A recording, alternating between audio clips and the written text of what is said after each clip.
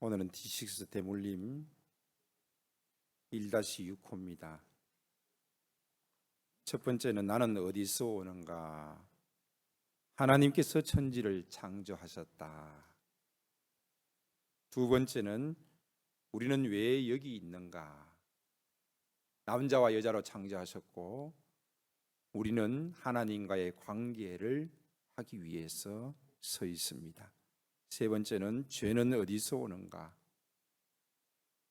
우리의 선과 악을 알게 하는 그 열매를 따먹음으로 죄가 우리의 선택으로 말미암아 들어왔다.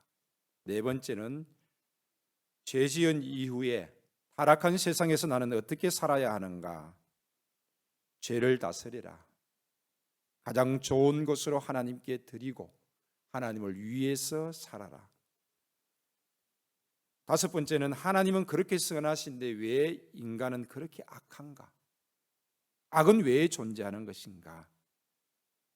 하나님은 선이시다. 인간이 선과 악을 판단하고 모든 주체가 되어지는 것이 죄입니다. 그 죄는 악의 모양으로 나타나고 인간의 자유의지는 죄를 선택하고 악을 나타내지만 그리스도 안에서 새로운 피조물이 되어진 우리는 자유의지로 하나님을 영화롭게 하고 기쁨이 되는 삶을 선택해야 한다. 오늘은 여섯 번째, 하나님은 왜 고통을 허용하시는가? 고통에 대한 주제가 등장합니다. 고통 역시 인간의 죄악으로 말미암아서 인간에게 찾아온 것입니다. 물론 다른 이유도 있겠습니다만 전체적인 주제 흐름을 볼 때에 죄로 인하여서 찾아온 고통입니다. 이 고통을 하나님께서는 왜 허용을 하시는가라는 것입니다. 내 인생에 있어서 가장 큰 고통은 무엇이었습니까? 젊은 사람들은 그 고통을 겪어보지 못했고 또 가장 큰 고통이 무엇이냐고 물을 때에 할 말도 별로 없습니다. 이번 주 목요일 날 목사님들 10분이 12분 정도가 모임이 있었습니다. 계속 목요일마다 모여서 나눔을 하는데 오늘 이 설교에 대해서 오늘 여러분들이 할 D6 커리큘럼 교재를 가지고 나눔을 했습니다. 연세들이 더신 목사님들이 계시니까 엄청 많은 도움이 되더라고요. 그분들은 인생의 경험 속에서 많은 아픔도 겪어보았고 기쁨도 누려보았고 그 모든 것을 나눌 때에 정말 많은 도전이 되어지고 우리의 삶이 더욱더 풍성해졌습니다. 그런 것을 보면서 우리 오후에 드려지는 D6 커리큘럼 시간에 우리 연륜 있는 우리 어르신들께서는 꼭 참석하셔서 들으시고 또 한마디 던져주시는 그 말들이 우리 젊은 세대들에게는 큰 힘이 되어진다는 것입니다. 그리고 우리는 그분들의 말씀에 귀를 기울여야 합니다.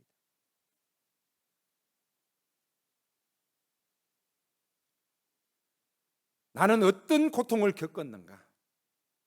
그리고 그때에 나는 이 고통으로 인해서 하나님 앞에 기도했는가? 병상에서 물론 다 기도했을 것입니다. 그러나 내가 병상에서 무릎을 꿇고 두 손을 모으고 하나님을 찾았던가?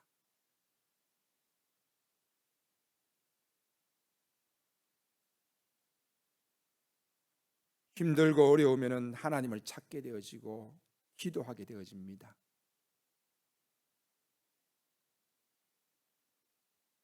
그리고 그 문제가 해결되어지면 내가 언제 하나님을 찾았는가? 내가 언제 기도했던가? 잊어버리는 것이 죄악된 인간의 모습입니다. 그것이 우리의 머릿속에서 잊어버렸더라면 우리는 간절히 하나님을 찾은 것이 아니고 간절히 하나님 앞에 기도한 것이 아닐 것입니다. 그러나 내가 간절히 기도했던 그 기도는 잊을 수가 없는 것입니다.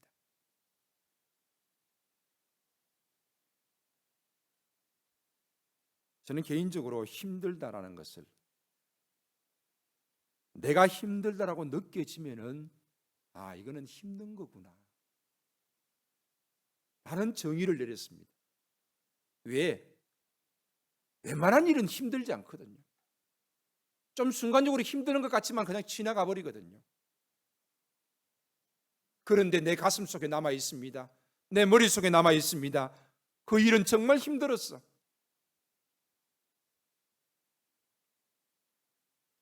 그래서 누군가 힘들어 한다라면은, 그 사람이 힘들다라고 말한다라면은 우리는 결코 그냥 지나쳐서는 안 된다는 것입니다. 왜? 그 사람은 정말 힘든 것입니다. 그리고 그 사람은 몇 명 안 되는 사람에게 내가 힘들다라고 말하고 있는데 그 중에 한 사람이 바로 내가 될 수 있다는 것입니다. 그렇다면 나는 그 소리를 들으면 그와 함께 해야 되는 것입니다. 그를 그냥 버려두어서는 안 되는 것입니다.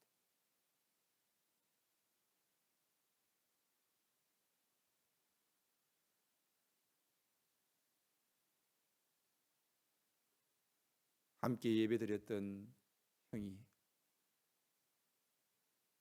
수요일날 함께 예배드리고 걸어오면서 버스 정류장에서 인사하고 헤어졌던 형이 그날 저녁에 아파트에서 뛰어내렸습니다.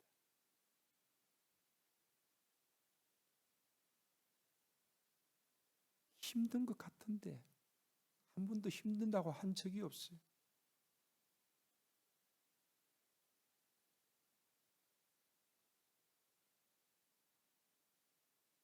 참 충격이었습니다.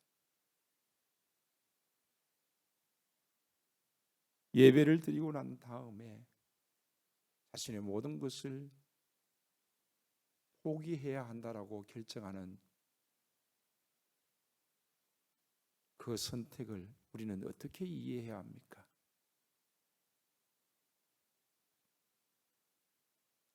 사업과 인생이 실패해서 바닥을 내려가 본 경험이 있는 사람이 있습니다. 개척하고 또 유학 가서 힘들게 공부해 본 친구들도 있습니다. 이런 것들은 필요합니다. 아프리카나 어려운 나라에 가서 봉사하며 고생해 본 경험이 있습니다. 이런 것들이 필요하지 않습니까? 그 힘든 일을 겪어본 사람은 또 다른 어떤 힘든 일을 만날 때에 그것을 이길 수 있는 힘이 생기는 것입니다. 그래서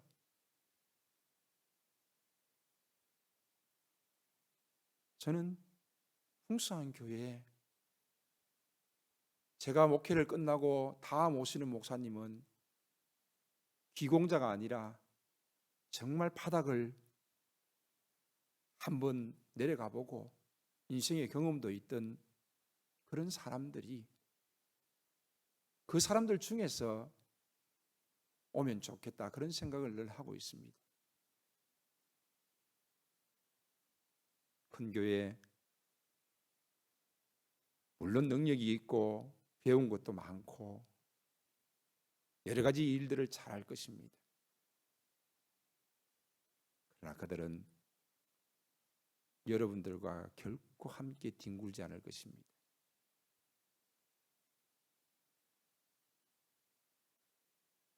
공동체를 꿈꾸는 목사님들을 만나면은 그들은 여전히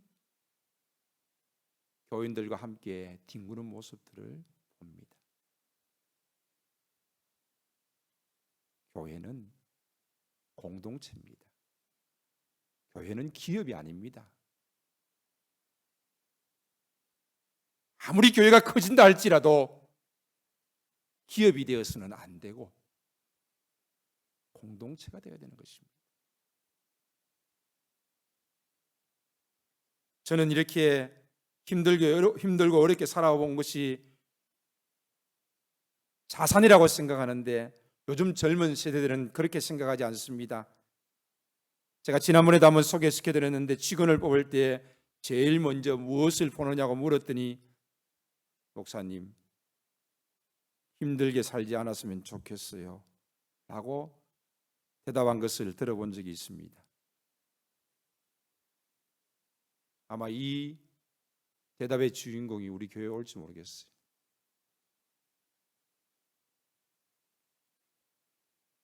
고통의 참된 의미를 안다는 것은 고통을 경험해 보지 않고는 말할 수 없습니다. 자식을 천국으로 떠나보낸 사람만이 그 아픔을 알 수 있습니다. 큰 병으로 고통을 맛본 사람만이 큰 병으로 인하여서 고통을 받는 사람들을 아픔을 알고 고통을 나눌 수 있습니다. 목사님들과 나눔을 하면서 내린 결론이 뭡니까? 고통받는 사람에게 다가가는 것은 신중해야 하겠다.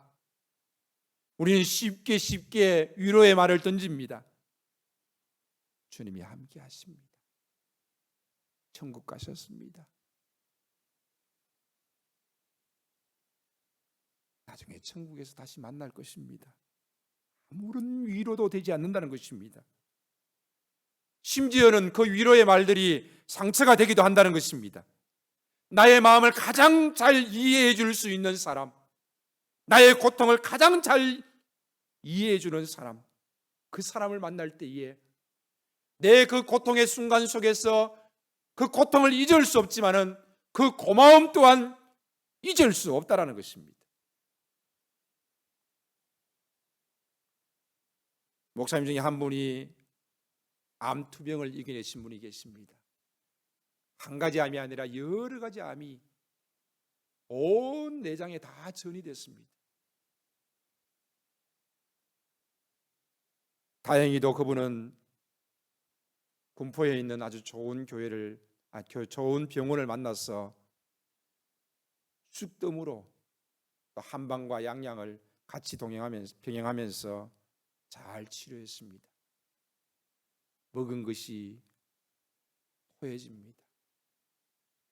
토하면 나는 살 수 없다고 생각하면서 그는 토한 것을 토하지 않고 다시 삼켜버렸습니다.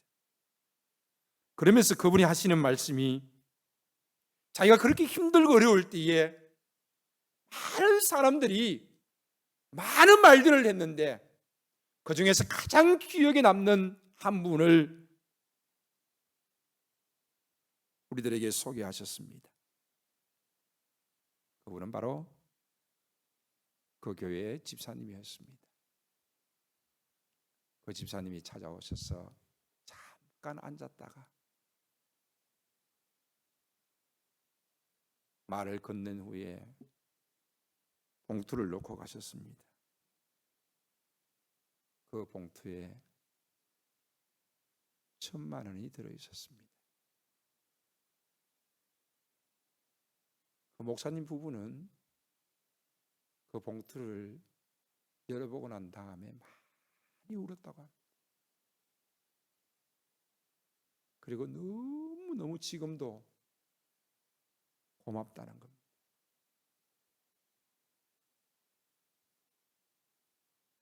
김선호 목사님 딸이 천국 갔을 때의 친구들 중에는 그렇게 형편이 넉넉지 않음에도 불구하고 100만 원을 내가 이것 다른 말은 할 말이 없고 내가 정말 내 조그마한 마음을 담아서 준다면서 100만 원을 건넨 목사님이 있습니다. 어제도 그 친구 이야기를 하더라고요.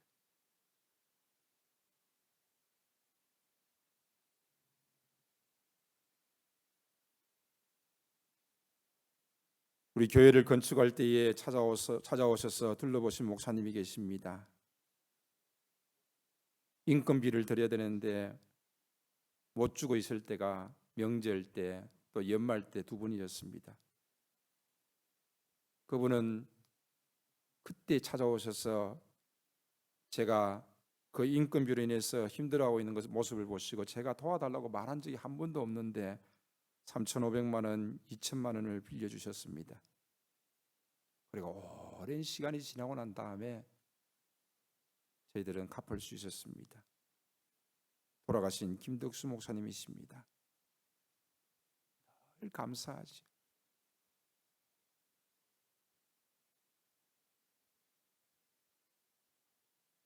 교회를 건축하는데 찾아오신 목사님, 또 도와주신 목사님,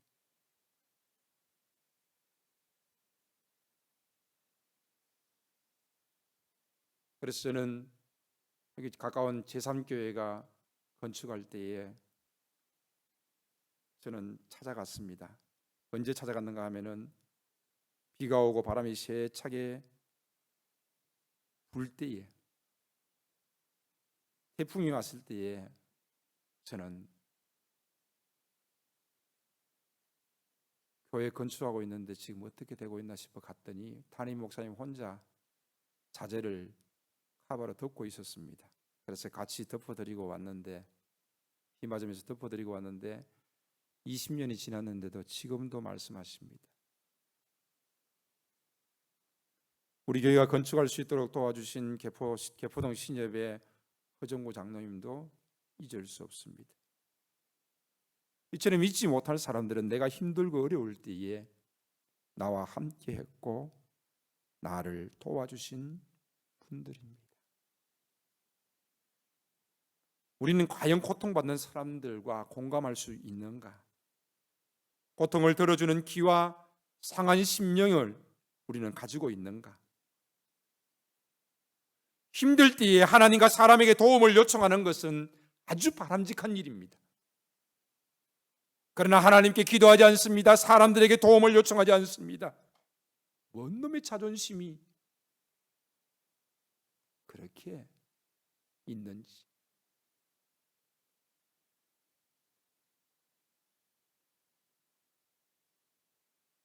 도움을 받을 수 있는 사람은 도움을 줄 수 있는 사람입니다. 저는 그렇게 생각합니다. 남에게 베풀 수 있고 또 누군가로부터 그 베품을 받을 수 있는 것, 줄 수 있고 받을 수 있는 자,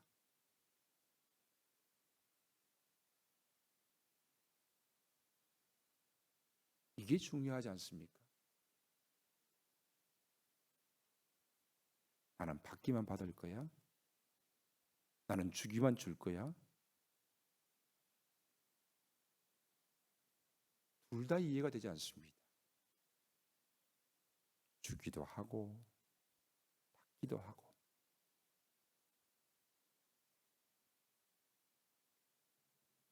힘들 때에 하나님께 도움을 요청하기도 하고 하나님의 그 도움의 손길을 받기도 하고 사람들에게 도움을 요청하기도 하고 또 그 사람들에게 도움을 받기도 하고, 물론 거절당할 수 있습니다. 그러나 그럼에도 불구하고 우리는 힘들고 어려울 때에 도움의 손길을 받고 고마움을 간직하면서 살게 될 것입니다. 내가 누군가에게 도움을 요청했을 때에, 거절당했을 때에 실망이 찾아왔습니까? 물론 당연히 실망하지요. 내가 믿었던 사람에게 손을 내밀었는데 그가 거절했습니다. 그러나 그것까지도 우리가 넉넉히 받을 수 있고 이겨낼 수 있어야지만이 되는 것입니다. 예수님도 십자가의 죽음 앞에서, 고통 앞에서 부르짖었습니다.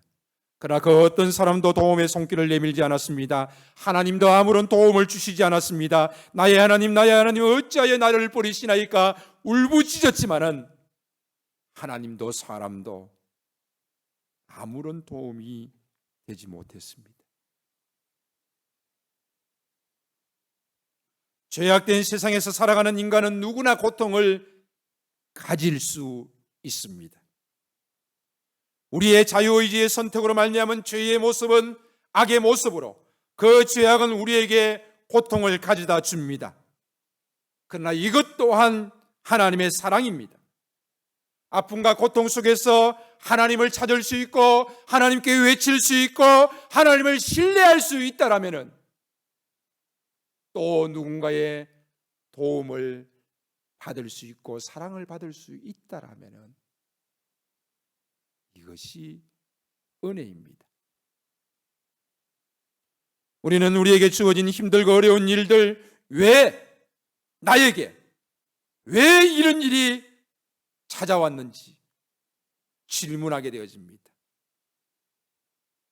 그러나 믿음의 사람은 이 힘들고 어려운 고통을 만날 때에 가지는 반응이 달라야 한다는 것입니다. 믿지 않는 사람들과 다른 모습을 보여주어야 한다는 것입니다. 우리는 고통 속에서 무엇을 가져야 합니까? 하나님은 왜 우리에게 고통을 허용하시는 것입니까? 첫 번째, 선으로 악을 이기라는 것입니다. 여기서 선은 무엇입니까? 우리는 자꾸 선을 도덕적이고 율법적으로 접근하려고 합니다. 착하게 사는 것이 믿음이 아닙니다. 착하게 사는 것은 기독교뿐만 아니라 모든 종교가 추구하고 있고, 심지어는 종교가 없는 세상 법도 그 착함을 추구하고 있습니다.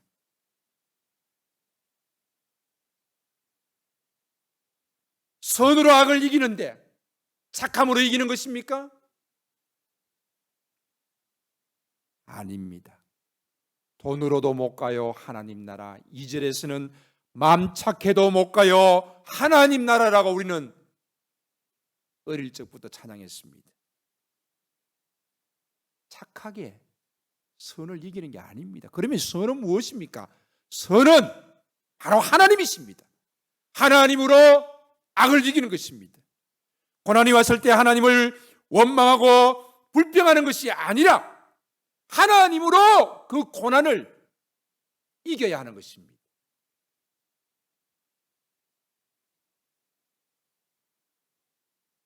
두 번째, 하나님은 왜 우리에게 고통을 허용하시는 것입니까? 바로 관계입니다. 하나님이 인간을 창조하신 목적이 무엇입니까? 하나님은 인간과 더불어서 관계하시면서 그 관계 속에서 하나님을 찬양하고 하나님으로 인하여서 하나님과 더불어서 그 관계 속에서 행복하게 살기를 원하셨습니다. 그러나 인간은 하나님 없이도 살 수 있다고 생각하면서 자신이 모든 선과 악을 판단하겠다고 하면서 선악을 알게 하는 열매를 따먹고 그는 하나님 없는 삶을 선택했던 것입니다. 그것이 죄입니다. 그 죄로 말미암아서 우리에게 주어지는 이 세상의 모든 고통들은, 그 고통을 통하여서 우리는 관계를 더욱더 새롭게 해야 한다는 것입니다. 사람과의 관계를 새롭게 해야 합니다. 오늘 보면 욥은 고통이 찾아왔습니다. 어마어마한 고통이 찾아왔습니다. 자식들이 하루아침에 다 죽었습니다. 모든 재산들이 하루아침에 다 날아갔습니다. 그때에 친구들이 찾아왔습니다. 그 친구들은 욥을 알아볼 수 없을 정도로 고통 가운데 찌든 모습이었습니다. 그들은 7일 동안 말없이 욥의 옆에서 자리를 지켰습니다.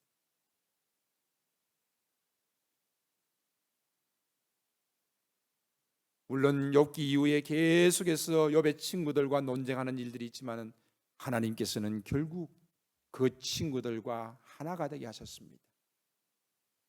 그리고 놀라운 사실은 그 주변에 있는 모든 이들이 욥을 돕도록 하셨습니다. 고난과 고통을 통해서 하나님께서는 사람들과의 관계를 새롭게 하기를 원하십니다. 내가 도움을 받았건 도움을 주었건 간에 새로운 관계를 가지라는 것입니다. 그리스도인은 고난당한 성도들을 제일 먼저 생각해야 합니다.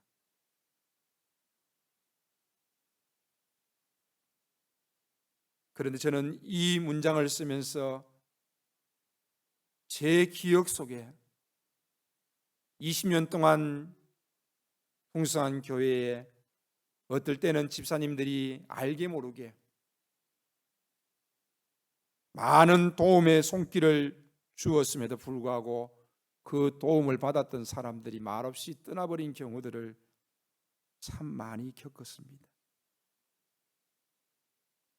교회는 구제하는 곳이 아닙니다. 하지만 교회는 서로 사랑을 나누는 곳입니다. 고통당하는 성도들을 함께 서로 사랑하면서 그 사랑을 나눌 때에 그들이 또 누군가를 돕고 또 서로가 도우면서 나아갈 때에 그 관계가 새로워지며 그리스도 안에서 하나가 되어지는 놀라운 경험들을 우리는 누려야 할 것입니다. 형제들 1년에 몇 번 봅니까? 그러나 우리는 매주 볼 뿐만 아니라 주중에도 매일 만나는 사람들이 있습니다. 가장 가까운 이들이 바로 교회 식구들입니다. 이것을 소중하게 여겨야 합니다. 그리고 서로의 아픔을 먼저 생각하면서 사랑을 나누어야 합니다. 할 수 있다면 최선을 다해서 찾아가서 도와야 합니다. 사랑하고 들어주고 애통하는 자가 되어야 합니다. 애통한다는 것은 섬기는 심장을 가지고 있다는 것입니다. 누군가의 아픔이 여러분들의 귀에 다 들리지 않습니다. 누군가의 아픔이 여러분의 귀에 들려진다는 것은 하나님께서 여러분을 돕는 자로 사용하기를 원하시는 것인 줄로 믿습니다.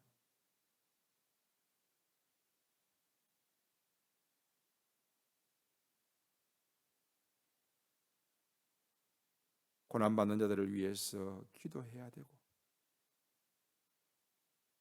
기도할 때에 우리의 어깨를 제공할 수 있고 같이 앉아 있을 수 있어야 합니다.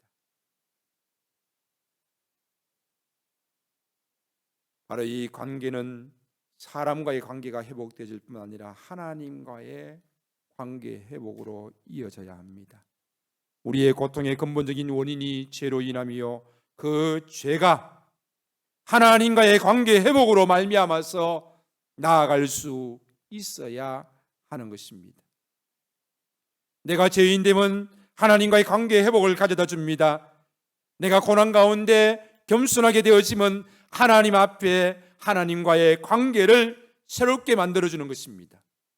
내가 누군가에게 너는 왜 그렇게 힘들고 어려운 일이 왔는지 아느냐라고 큰 소리치는 것이 아니라, 욥의 세 친구들이 욥을 향하여서 너의 죄악으로 인함이라고 큰 소리치는 것이 아니라 서로가 서로를 돌아보면서 겸손하게 설 수 있어야 하는 것입니다. 서로가 모두가 하나님과의 관계 회복으로 나아갈 수 있어야 한다라는 것입니다. 하나님께서는 고통을 통하여서 우리를 빚으신다. 이 말은 무슨 말입니까? 하나님께서는 고통과 고난을 통하여서 나를 변화시키기를 원하신다는 것입니다. 우리는 고통이 왔을 때 환경을 탓합니다. 하나님을 원망하고 하나님을 불평합니다. 그러나 고통을 통하여서 자신을 변화시켜야 되는 것입니다. 모두에게 똑같이 찾아오는 고통입니다.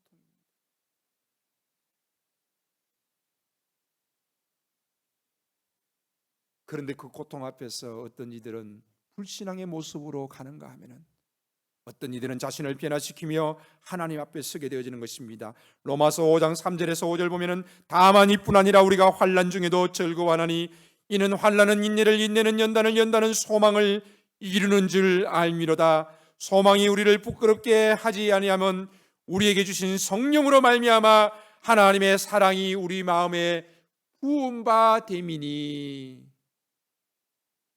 환난 중에도 소망 주시는 하나님에 대한 더 깊은 사랑으로 나아갈 수 있어야 하는 것입니다. 환난을 통하여서 그리스도인으로서 깨달을 수 있는 부분, 자신을 변화시킬 수 있는 부분들을 가져야 한다는 것입니다.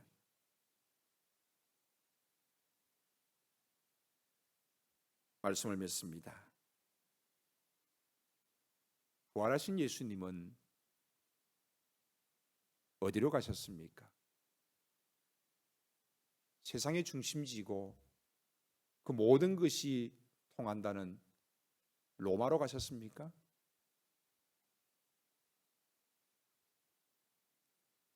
그 로마에 부활하신 예수님이 짠 나타나시면은 세상이 발칵 뒤집어질 터인데, 그러나 예수님은 로마로 가지 않으셨습니다. 부활하신 예수님은 갈릴리로 가셨습니다. 거기에는 제자들이 기다리고 있었습니다. 예수님을 잃어버리고 고통받고 있는 제자들을 우리 예수님께서는 찾아가셨던 것입니다. 세상의 중심인 로마를 통하여서 일하는 것이 아니라 훈련받은 제자들을 통하여서 그 고통을 일어서게 하시고 그들에게 새 힘을 주시고 그들을 통하여서 우리 예수님께서는 복음이 땅끝까지 이르러 전파되게 하실 계획을 가지셨던 것입니다. 비록 제자들이 고통 가운데 있지만 그들에게 기대가 되어지고 그들에게 소망이 있는 것입니다. 예수님은 고통받는 제자들을 찾아가시고 그들에게 새 힘을 주시고 그들을 통하여서 일하셨습니다. 예수님은 우리의 고통을 이해하십니다. 자신이 십자가에서 고통당하시고 죽으셨기 때문입니다. 하나님은 우리의 고통을 이해하십니다. 자신의 아들을 십자가에 달리게 하셨기 때문입니다. 우리의 고통에 공감하시고 모든 눈물을 닦아주시겠다고 계시록 21장 4절에 말씀하고 계십니다. 버려두지 아니하시고 세상 끝날까지 너희와 함께 하시겠다고 약속하고 계십니다. 그리스도인은 고통 가운데 그 고난을 통하여서 하나님과의 관계를 새롭게 하고 사람들과의 관계를 새롭게 하면서 더욱더 믿음으로 나아갈 수 있는 모습들을 가져야 할 것입니다. 그리고 우리는 누군가 고통받는 이들을 위해서 봉사하면서 살 수 없을까? 우리 교회 집사님, 권사님들 중에서 호스피스 봉사하시는 분들 계십니다.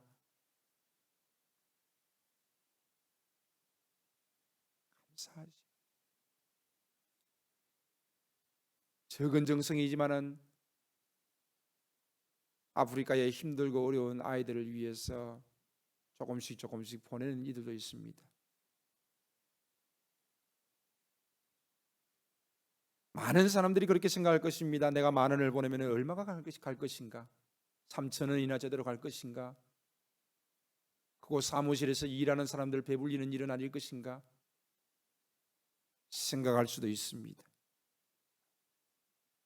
그러나 얼마가 갈지 모르지만은 그들에게 도움이 된다는 사실입니다.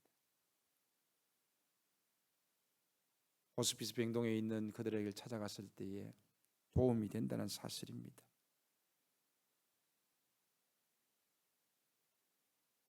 고통받고 있는 우리들에게 고통받는 자들을 위해서 어떻게 도움을 줄 수 있느냐고 묻고 있습니다.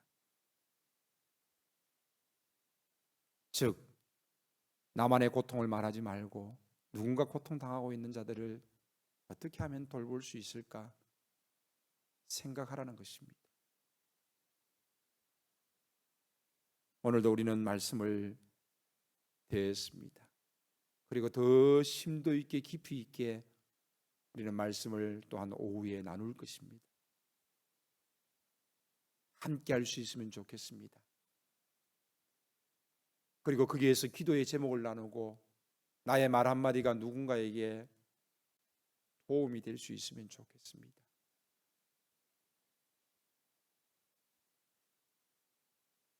그리고 우리와 함께 하시는 하나님을 경험할 수 있으면 좋겠습니다. 주일 오후에는 모두 나오셔서 함께 3세대 주일학교에 임할 수 있기를 다시 한 번 더 부탁을 드립니다. 나의 고통을 아시는 하나님 앞에 우리는 이 시간 찬양할 것입니다. 그리고 기도할 것입니다. 그리고 하나님의 그 어루만지심이 있기를 바랍니다. 기도하겠습니다.